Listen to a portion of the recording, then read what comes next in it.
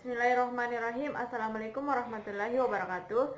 Hello everyone, I'm Radiatul Adawiyah, and now I will answer the question from our exam in ESP.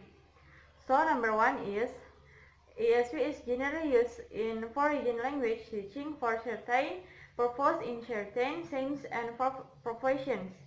The goal is generally understood as benefit in English as a means of communication, both oral and written. Therefore, ESP should be seen as an approach, concept, and method that is different from general English. ESP is an approach to teaching English that has different approaches, perfection, design, materials, evaluation, and goals. So, number two is there are three reasons for the emergence of ESP. The first is the name of new word at the end of 1945 where there was an expansion of the word which was dominated by two forces, namely technology and trade, which continued without stopping and result in demand for international language. So the second is a revolution in linguistics. At the same time, due the intense demand for English courses, shared to specific needs, new ideas began to influence the emergence of language learning. So the third is focus on learners' different needs and interests, which will have an important influence on their motivation to learn and therefore on the effectiveness of their learning. This provides support for course development by prioritizing the needs of students and also in interest of students. So number three is elaborate four characteristics of ESP. So the answer is focus on learner have different needs. So the question of number three is elaborate four characteristics of ESP. So the answer is first, the ESP must design and design to meet the needs of the learner. In terms of meeting the needs of learners, they added the essence of ESP to meet the needs learners, to focus on the needs of learners, be effective, and support and successfully according to the design time frame. So the second is ESP relies methodologies and activities according to the target discipline, studies, and so.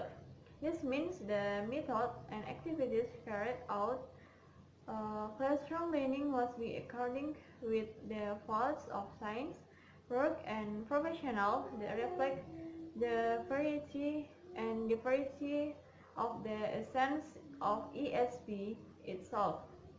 So the third is a new approach, the focus of ESP to use the typical language, grammar, lexis, and register, skill, discourse, genres that approach to the activity, in this case, the linguistic scope in ESP at the level, grammar, lexical, and the register certain cases with general English. And then the question for number 4 is explain the procedure of need analysis in ESP. So the answer is the phrase ESP must be designed and needs to the learner. So the second is ESP relies the methodology and activities according to the target describers or studies and so. So the third is a new approach, the focus of ESP use of typical language such as like grammar, lexis, register, skills, discourse, and genres. So number 5 uh, is write for difference characteristic between EGP and ESP.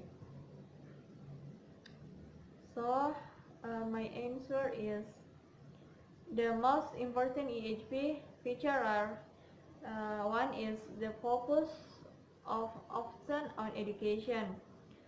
So next, as a learner's features needs are impossible to predict. The course content is more difficult to select. So the third is due to the above point, it's important for the content in the syllabus to have high surrender value. So for ESP,